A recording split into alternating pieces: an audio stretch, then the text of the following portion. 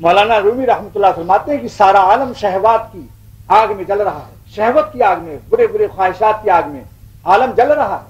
مولانا شاہ محمد احمد صاحب کو ایک شعر یاد آیا کہ رحمت کا ابر بن کے جہاں بھر میں چھائیے، اللہ والوں سے خطاب کیا ہے کہ جو بزرگان دین اللہ والے علماء ربانین ہیں ان کو چاہیے کہ اپنا وطن گھر چھوڑ کر کے بھی کبھی کبھی باہر بھی جا کر بیان کریں۔ رحمت کا ابر بن کے جہاں بھر میں چھائیے، عالم یہ جل رہا ہے برس کر بجھائیے۔ تو مولانا رومی رحمۃ اللہ علیہ فرماتے ہیں اذکر اللہ شاہ ما دستور داد، اندر آتش دید مارا نور داد۔ فرماتے ہیں جب اللہ نے ہمیں آگ میں دیکھا کہ میرے بندے شہوتوں کی آگ میں جل رہے ہیں تو اذکر اللہ نازل کر دیا، ارے گھبرانا مت، اگر نار نمرود ہے تو میرا نام لے کر اس کو گلزار بنا لو، میرے نام کی برکت سے۔ جیسے ابراہیم علیہ السلام کا نار نمرود کی آگ گلزار بن گئی تھی، یہ دنیا شہوتوں کی آگ جو ہے، یہ بریانی، یہ ٹیڈیوں کا پھرنا، بے پردگی، سینما، دنیا کے خرافات، اللہ کے ذکر کی برکت سے اس کو بھی تم بیٹھ کر تصویر کسی جانماز پر بیٹھ کر مسجد کے گوشے میں ذرا اللہ اللہ کر کے دیکھو۔ خواجہ صاحب فرماتے ہیں خدا کی یاد میں بیٹھے جو سب سے بے غرض ہو کر، تو اپنا بوریا بھی پھر ہمیں تخت سلیما تھا۔ پھر آپ کو سلطنت معلوم ہوگی سلطنت نام کس چیز کا ہے۔ اگر اللہ اپنی محبت کا صحیح مذاقہ کر دے تو سلاطین کے تخت و تاج آپ کی نگاہوں سے گر جائیں گے، سمجھا؟ تو یہ اذکر اللہ شاہ ما دستور داد، معرومی فرماتے ہیں اللہ نے ہمیں اذکر اللہ کا دستور عطا فرمایا، قانون نازل کر دیا کہ ہمارا نام لیتے رہو۔ کیوں یہ رحمت کیوں فرمائی؟ اندر آتش دید ہمارا نور داد، ہمیں آگ میں جلتے دیکھا کہ گناہوں کے تقاضوں میں، شہوتوں کی آگ میں میرے بندے جل رہے ہیں، لہذا ہم کو نور عطا فرما دیا۔ کیسے؟ اذکر اللہ کہہ کر، قانون اللہ کو یاد کرو تمہیں نور عطا ہو جائے گا۔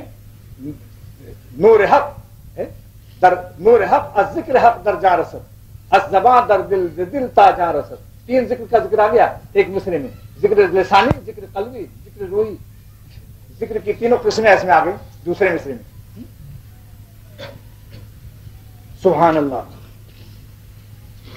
آگے اللہ تعالیٰ فرماتے ہیں کہ عالم الغیب والشہادہ، غیر عالم غیب کہتے ہیں جس عالم تک مخلوق کی رسائی نہ ہو سکے۔ عالم شہادت اس عالم کو کہتے ہیں جہاں تک مخلوق جا کر اس کا علم حاصل کر لے۔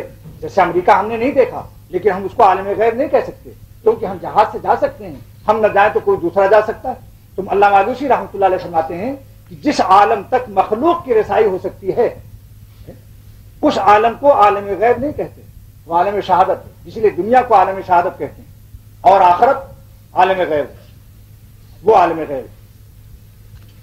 وہ الرحمن الرحیم، رحمان اور رحیم میں کیا فرق ہے اس کا بھی سنو۔ مفسرین فرماتے ہیں کہ رحمان کا تعلق عام ہے، کافر پر بھی اس کے فیضان ہیں۔ رحمان کا فیضان کافر پر بھی ہے کہ اللہ تعالیٰ کافر کو بھی روٹی دیتا ہے اور کیڑوں کو بھی دیتا ہے۔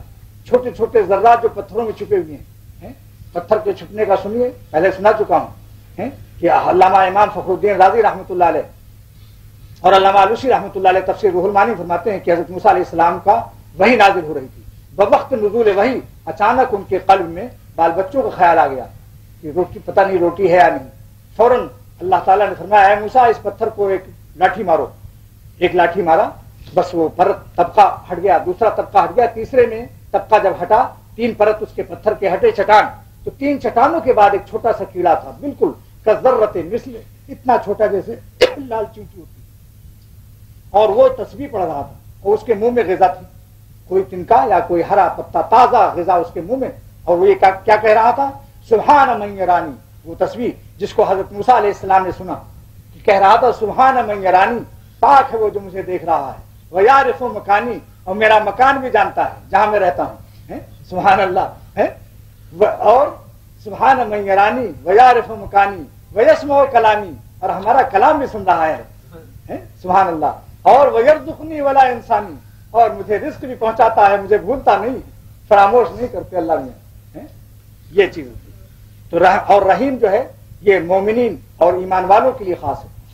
حریص علیکم، حریص علیکم بالمؤمنین رؤوف الرحیم، اس آیت سے نکالا علامہ آلوسی رحمۃ اللہ علیہ نے، اس آیت سے نکالا کہ رحیم کو مومنین کے ساتھ اللہ نے بیان کیا، تو معلوم ہے رحیم کی جتنی رحمتیں ہیں وہ ایمان والوں کے لیے خاص ہیں۔